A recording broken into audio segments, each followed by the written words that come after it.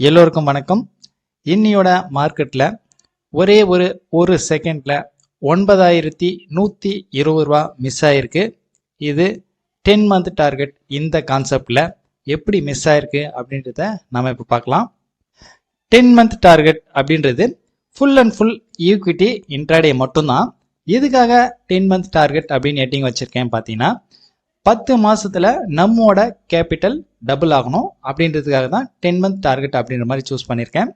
அப்படின்னும் போது நம்ம மாதத்துக்கு 10% எதிர்பார்க்கலாம் அப்படின்றது தான் பிளானு. ஆக்சுவலாக 10 மந்த் அப்படின்றதே பார்த்தீங்கன்னாக்கா அதிகம் தான். ஏன்னா இப்போ ஒரு 2.5 மாதத்தோட பர்ஃபார்மன்ஸ் பார்த்தீங்கன்னாவே உங்களுக்கு புரியும் எதுக்காக சொல்கிறேன்னு சொல்லிட்டு.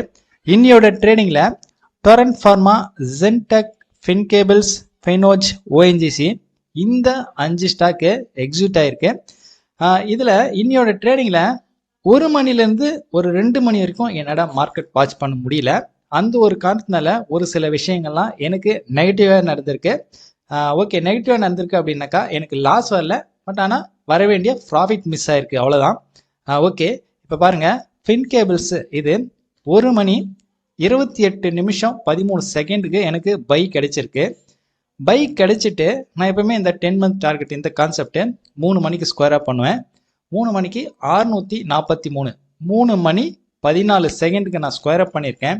நான் எப்போ ஸ்கொயர் அப் பண்ணணும் அந்த செகண்ட்லேருந்து பார்த்தீங்கன்னாக்கா ஃபுல்லாக அப் சைடு டோட்டலாக எங்கே 700 ரூபா போயிருக்கு. ஸோ இதில் ஒரு 10% கிட்ட மிஸ் ஆகிருக்கு.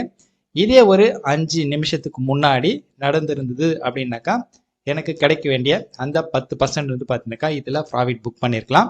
ஸோ இது வந்து நான் முடித்த பிறகு டோட்டலாக பொசிஷனில் முடிச்சிட்ட பிறகு போகிறதுனால ஒன்றும் பண்ண முடியல. எதுக்காக நான் இங்கே சொல்கிறேன் அப்படின்னு பார்த்தீங்கன்னா, 10 மந்த் டார்கெட் இந்த கான்செப்ட் மட்டும் கிடையாது. என்னோட கான்செப்டை ஃபாலோ பண்ணி யார் ட்ரேட் பண்ணுறீங்களோ இந்த டைமிங்ன்றது பார்த்தீங்கன்னாக்கா நம்மளோட என்ட்ரிக்கு ஒரு 5 காசு மிஸ் ஆனாலும் நம்ம என்ட்ரி ஆக வேணாம். இன்னைக்கு அப்படியே ஒரு 3 இல்லை 4 என்ட்ரி பார்த்தீங்கன்னாக்கா கிட்ட வந்து மிஸ் ஆகிருக்கு. எதுலனா பேங்க் நிஃப்டி ஆப்ஷனில். அப்படி நமக்கு அந்த என்ட்ரிலாம் கிடைச்சிருந்தது அப்படின்னாக்கா பெரிய அளவில் ப்ராஃபிட் வந்திருக்கும். ஓகே, இதுக்காக நம்ம என்ன பண்ணோம்னா ஒரு 5 காசு தானே பரவாயில்ல இன்னைக்கு ட்ரேட் எடுத்துடலாம் அப்படின்ற மாதிரி மைண்ட் செட்டுக்கு நம்ம போயிட்டோம் அப்படின்னாக்கா அங்கே தான் நம்ம கன்ஃபியூஸ் ஆகும். இந்த கான்செப்டோட க்ளோசிங் டைம் அப்படின்னா நமக்கு வந்து 3 மணி.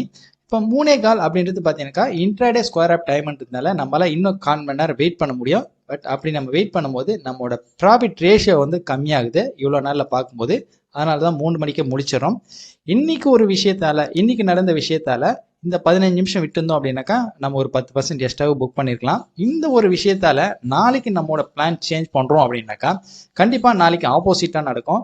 எந்த ஒரு பிளானாக இருந்தாலும் நம்ம டைமிங்ன்றது கண்டினியூவாக பார்த்தீங்கன்னாக்கா ஒரே மாதிரி ஃபாலோ பண்ணும். டைமிங் ஆகட்டும், நம்மளோட என்ட்ரி எக்ஸிட் ப்ரைஸ் ஆகட்டும், நம்மளோட கான்செப்டே பார்த்தீங்கன்னாக்கா ஒரே மாதிரி ஃபாலோ பண்ணணும். அதுக்காக தான் முன்னாடியே சொன்னேன், ஒரே ஒரு 5 காசில் நம்மளோட என்ட்ரி மிஸ் ஆனாலும் அந்த என்ட்ரி வேணாம் அப்படின்னு சொல்லிட்டு. இது போல் ஒவ்வொரு சின்ன விஷயத்த நாம் யோசிக்கும் போது தான் மாற்றி பண்ணலாமா அப்படின்னு யோசிக்கும் போது தான் பார்த்தீங்கன்னாக்கா அங்கே நம்மளோட மைண்ட் செட்டே மாறும்.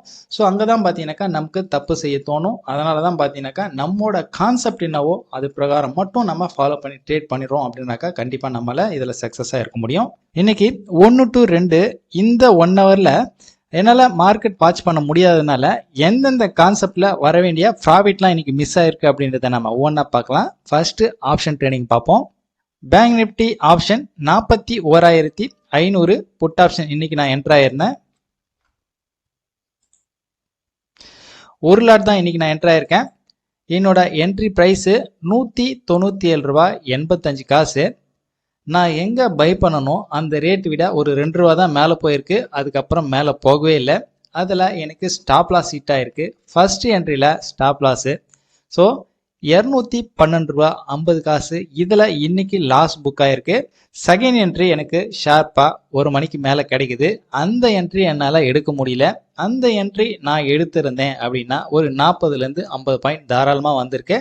இந்த லாஸ் ரெக்கவர் பண்ணிவிட்டு மேபி ஒரு 500 ரூபா ப்ராஃபிட்லேயே புக் பண்ணியிருக்க முடியும். இருந்தாலும் பரவாயில்ல, இன்னியோட லாஸு 212 ரூபா 50 காசு. பேங்க் நிஃப்டி ஆப்ஷனில் இந்த லாஸ் பார்த்தீங்கன்னாக்கா ரொம்ப சின்ன லாஸ் தான். அடுத்து இன்னியோட கோல்டன் ஸ்டாக் ஃபின்கேபிள்ஸ். எதனாலன்னா இன்னியோட ரிஸ்க் ரேஷியோ 0.40%, 0.5%க்கும் கம்மியாக வருது. இன்னையோட ரிவார்டு 10.3%.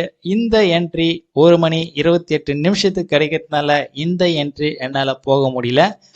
10 மந்த் டார்கெட் இந்த கான்செப்ட்ல இன்னைக்கு எக்ஸிக்யூட் ஆன 5 ஸ்டாக் இதுதான். டிரான்ஸ்ஃபார்மா, ஜென்டெக், ஃபின்கேபிள்ஸ், ஃபினோஜ், ஓஎன்ஜிசி. டிரான்ஸ்ஃபார்மாவில் 300 ரூபாய் லாஸ்ட்ல புக் ஆயிருக்கு.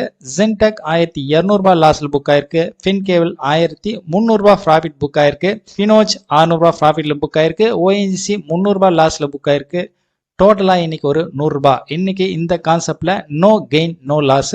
20 மாதங்கள் என்னோட டார்கெட் இந்த கான்செப்ட்ல ஈச்சர் மோட்டார் 600 ரூபாய் ப்ராஃபிட்ல புக் ஆயிருக்கு. அப்போலோ ஹாஸ்பிட்டல் 1300 ரூபாய் ப்ராஃபிட்ல புக் ஆயிருக்கு. HDFC 400 ரூபாய் லாஸ்ட்ல புக் ஆயிருக்கு. டோட்டலா இந்த 3 ஸ்டாக்ல 1500 ரூபாய் ப்ராஃபிட்ல புக் ஆயிருக்கு. பர்சன்டேஜ் வைஸ் இது 1.5% இன்னைக்கு ப்ராஃபிட்ல புக் ஆகுது. ஓகே, ஈக்விட்டியில புதுசா ஒரு இன்ட்ராடே ஸ்ட்ராட்டஜி ஒன்று நம்ம டெஸ்ட் பண்ணிட்டு வரோம். இப்போ இன்னைக்கு நான் என்னென்ன ஸ்டாக்லாம் எடுத்திருக்கேன், அதில் என்ன ப்ராஃபிட் லாஸ் வந்திருக்கும் அப்படின்றத நாம இப்போ செக் பண்ணிக்கலாம். இன்னைக்கு 11 மணிக்கு நான் செலக்ட் பண்ணிய ஸ்டாக் இந்த 3 ஸ்டாக் தான். Zentec, IBL finance, Fincables. இந்த 3 ஸ்டாக்ல என்னென்ன ப்ராஃபிட் லாஸ் வந்திருக்கும் அப்படின்றத நம்ம ஒவ்வொன்றா பார்க்கலாம்.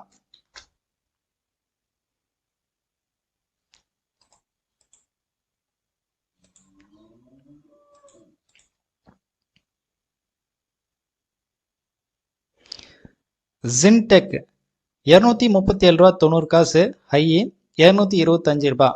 இது 10 to 11 ஹை லோ. இது ஹையும் பிரேக் ஆகல, லோவும் பிரேக் ஆகல. நெக்ஸ்ட் 235 ரூபாய் 20 காசு இங்க ஹை பிரேக் ஆகுது. இது ஒரு 3 ரூபாய் 75 காசு. ஓகே, இங்க வந்து நமக்கு ஒரு 1% ப்ராஃபிட் வருது. IBL ஃபைனான்ஸ் பார்ப்போம். 10 to 11 117 ஹை, 112.05 லோ. ஹையும் பிரேக் ஆகல, லோவும் பிரேக் ஆகல. இங்க ஹை பிரேக் ஆகல, தென் இங்க லோ பிரேக் ஆகுது. 114 ரூபாய் 65 காசு, 114.35 காசு தான் கீழே போயிருக்கு, 1% வரல. அப்புறம் 115.40 இங்க வந்துட்டு நமக்கு ஒரு 40 80 75 காசு வந்து ஸ்டாப் லாஸ் ஹிட் ஆகுது. தென் அடுத்த ஹவரில் பார்த்தீங்கன்னாக்கா 115.40லேருந்து 116.75 அந்த லாஸ் இங்கே ரெக்கவர் ஆயிருக்கு. ஸோ இது வந்து ஃபர்ஸ்ட் என்ட்ரியில் கிடைச்ச லாஸ் வந்து செகண்ட் என்ட்ரியில் ரெக்கவர் ஆயிடுச்சு. Fin cables 627 high, 617.10 low, 625.80, 625.45 high break ஆகுது, 637. ஓகே, இங்கே நமக்கு ஒரு 1% ப்ராஃபிட் வந்துருச்சு. இந்த 3 ஸ்டாக்ல Zentec 1% profit, Fincables 1% profit, IBL finance 0. So டோட்டலாக இந்த கான்செப்டில் இன்னைக்கு 2% ப்ராஃபிட்டில் புக் ஆயிருக்கு. இந்த கான்செப்டில் நமக்கு எடுத்ததுலேருந்து கண்டினியூவாக ப்ராஃபிட்டில் தான் வந்துட்டு இருக்கு. ஓகே, இன்னும் கொஞ்ச நாளைக்கு நம்ம இதை வாட்ச் பண்ணலாம். என்னோட கிளாஸஸ் எல்லாமே எந்த ஒரு டெக்னிக்கலுமே இல்லாமல் ரொம்ப சிம்பிளாக பேசிக்காக ரொம்ப ஈஸியாக இருக்கும். இந்த ஸ்ட்ராட்டஜிஸ்லாம் நீங்களும் கற்றுக்கிட்டு ஃப்ரீடமாக ட்ரேட் பண்ணணும் அப்படின்னு நினச்சிங்கன்னா கீழே இருக்கிற இந்த மொபைல் நம்பருக்கு கான்டாக்ட் பண்ணுங்கள். என்னோட கிளாஸஸ் எல்லாமே லைவ் மார்க்கெட்டில் தான் இருக்கும். நீங்கள் ஆஃபீஸ்க்கு வந்து அட்டன் பண்ணாலும் அட்டன் பண்ணிக்கலாம், அப்படி இல்லை ஆன்லைனில் அட்டன் பண்ணாலும் அட்டன் பண்ணிக்கலாம்.